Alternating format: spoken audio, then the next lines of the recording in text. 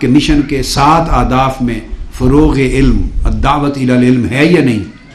یہ اس راستے پر آپ کو چلا رہے ہیں۔ اس سال یاد کرنا ہے، اور آپ اس کو یاد کر کے مراکز پر، جگہوں پر، گھروں میں مل کے اس کے کمپٹیشن ایگزام لیا کریں، خواتین بھی، عورتیں بھی، مرد بھی، سارے چیک کیا کریں تاکہ یہ بچے بھی پڑھیں اور بڑے بھی، سب لوگوں کو یاد کرنا ہے۔ اس میں نماز ہے ترجمہ کے ساتھ، کچھ منتخب صورتیں ہیں قرآن مجید کی ترجمہ کے ساتھ، کچھ 40 احادیث مبارکہ ہیں مختصر بڑے تھوڑے الفاظ کی چھوٹی جملوں میں 40 ترجمہ کے ساتھ ہیں، مسنون دعائیں ہیں، منہاج العمل ہے، ایسی بنیادی چیزیں ہیں کچھ، تو وہ اس میں رکھی گئی ہیں، یہ تاکہ کچھ دین کا شعور اور تعلیم بھی پیدا ہو، علم بھی آئے، اس کے ذریعے عملی تربیت ہو، اس کے ذریعے دین کا کچھ علم آئے۔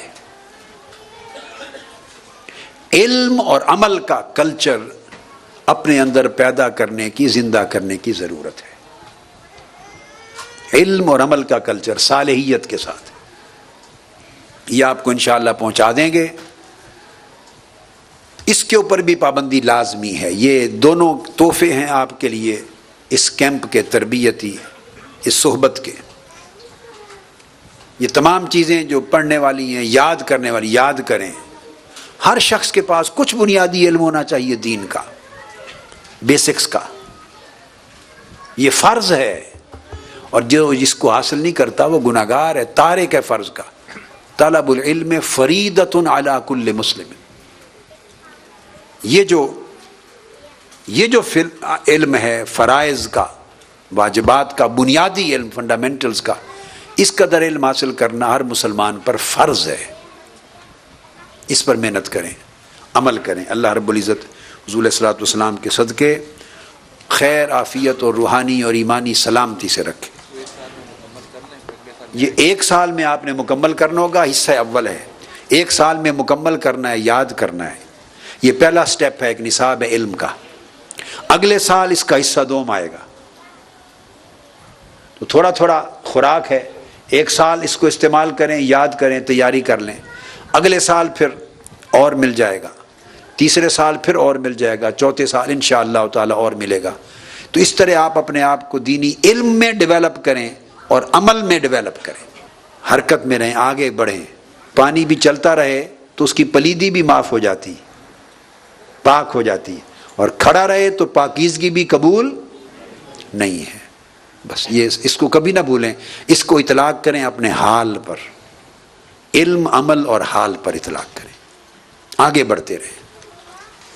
نوجوان نسل اور بچوں کی علمی و فکری تربیت کے حوالے سے آپ نے گفتگو کرتے ہوئے فرمایا، منہاج القرآن کے مراکز پر جو دوسری بات ہے، وہ سارے رفقا اپنی سرگرمیوں میں، اجتماعات میں، یہ پابندی ہے فیملیز کے لیے کہ بچوں اور بچیوں کو دینی تعلیم و تربیت کے لیے ساتھ لایا کریں، اور ہر مرکز پہ جو فضلاء اور ائمہ اور خطبہ اور امراء ہیں، امیر صاحبان ہمارے، وہ ہر صورت باقاعدہ ان کی دینی تعلیم و تربیت کی کلاسز کا اہتمام کریں، جو یہاں ایک روٹین ہے۔ کوئی ایک چھوٹی کتاب پکڑ لیں اور اس کا 1 ہفتے کا کورس کرا دیں۔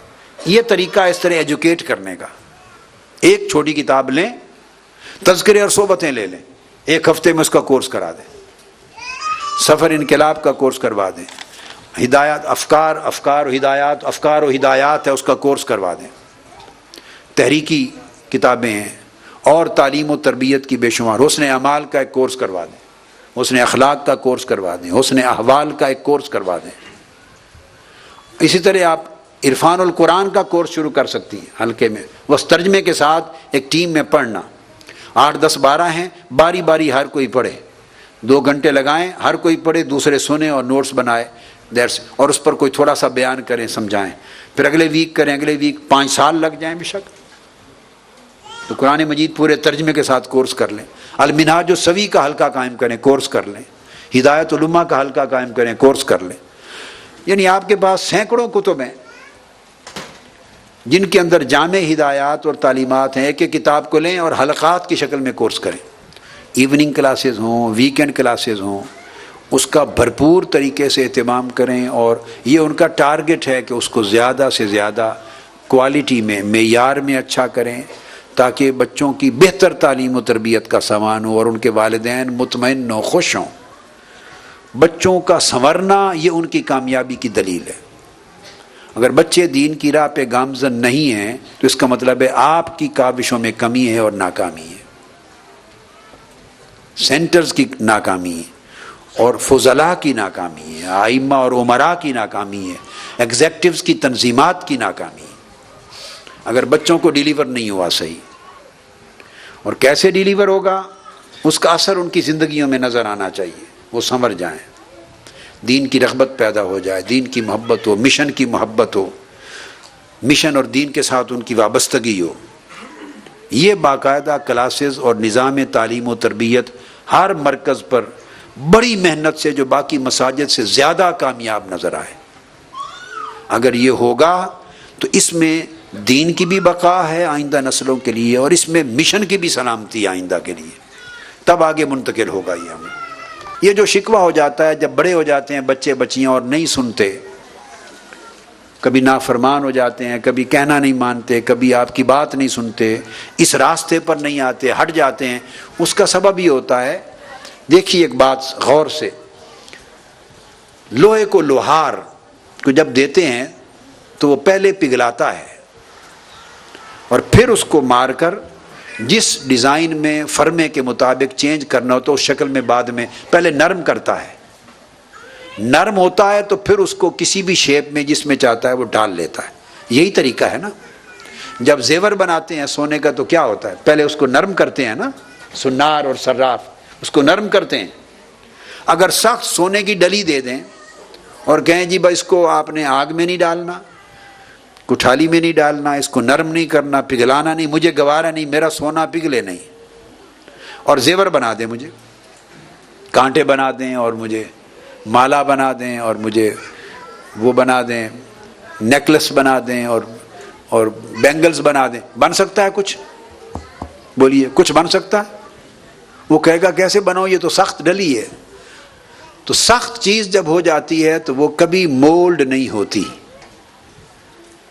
مولڈ ہونے کا ایک زمانہ ہوتا ہے، بچپن کا زمانہ، لڑکپن تک، اس وقت بچوں کی جو شخصیت ہے وہ پگھلے ہوئے سونے اور پگھلے ہوئے لوہے کی طرح ہوتی ہے، اس وقت انہیں جس سانچے میں چاہیں ڈال لیں۔ اگر وہ پیریڈ جب وہ نرم تھے، جب ان کو مولڈ کر کے کوئی شکل دے سکتے، اگر وہ ہاتھ سے گزر گیا، یہ ماں باپ کی بڑی توجہ سے سمجھنے والی بات ہے، اگر وہ وقت ہاتھ سے گزر گیا، وہ زمانہ آپ لوز کر بیٹھے تو بعد میں پچھتاوا ہے، پھر وہ سخت ہو گئی نا ڈلی۔ اب پھر لوہے کا ٹکڑا پڑا ہو سخت، یا چاندی کا پڑا ہو، یا سونے کا ہی پڑا ہو سونا، اب آپ اس کا کچھ بھی نہیں کر سکتے۔ لہذا قاعدہ ہے کہ جو چیز ڈھالنی ہوتی ہے کسی شکل میں، اس کو نرم کر کے پھر مولڈ کرتے ہیں، اور اللہ پاک نے ایک عمر کا حصہ بنایا ہے جب وہ نرم ہوتے ہیں۔ وہ بچپن کے زمانے سے لے کر لڑکپن تک ایک دور ہوتا ہے۔ اب آپ نے پرانے ویڈیو دیکھے ہوں گے سارے، جب یہ حماد کو دیکھا ہوا چھوٹا سا ہوتا تھا، وہ پرانا ویڈیو ہیں آپ کے نالج میں؟ لاہور میں گھر میں ہم ہر ہفتے کو محفل ذکر کرتے تھے، یہ آپ کے آنے سے آپ تھے، آپ ارینج کیا کرتے تھے، ہر ہفتے کو رات کو گھر میں محفل ذکر و نعت ہوتی تھی ہمارے گھر میں۔ یہ آرگنائز کرتے تھے، ان کے ذمہ تھا کہ مثلا 150 آدمی یا 100 سے زیادہ نہیں آ سکتا، اتنے ہی ہوتے تھے جی، 100 یا جو بھی حد ہوتی تھی، یا 80 یا 100 لمٹ، اس سے زیادہ کی اجازت نہیں۔ لوگ پھر نام لکھوا دیتے تھے، آپ بھی اگلے ہفتے پہ آ سکتے ہیں، تو آپ کی تیسرے ہفتے میں باری ہے آپ کو، وہ پھر لوگ باری باری اپنی ویٹنگ لسٹ میں رہتے تھے۔ اس حد سے زیادہ اجازت نہیں ہے۔ تو اس زمانے رات دیر دیر تک محفلیں رہتی تھیں، ادارے میں ہوتی تھی، یہ بالکل چھوٹا تھا۔ تو آپ کو یاد ہوگا، ویڈیوز دیکھتے ہوں گے، تو اس چھوٹی سی عمر میں اس کو ساتھ بٹھاتے تھے، میں کرسی پر اپنے ساتھ، رات کے 3-3 4-4 بجے تک میرے ساتھ بیٹھا رہتا۔ میں آج آپ کو راز بتا رہا ہوں، میں کیوں بٹھا لیتا ہوں کرسی پر، صاحبزادگی کی وجہ سے نہیں بٹھاتا، میں صاحبزادہ نہیں بناتا اپنی اولاد کو، اور ان کے اندر اللہ پاک کبھی زندگی میں صاحبزادگی کا گھمنڈ اور فتنہ اور شر اور شیطنت پیدا نہ کرے۔ میں حضور غوث پاک کا مرید ہوں، ان کی اور کوئی بات میرے اندر پتہ نہیں ہے یا نہیں ہے، مگر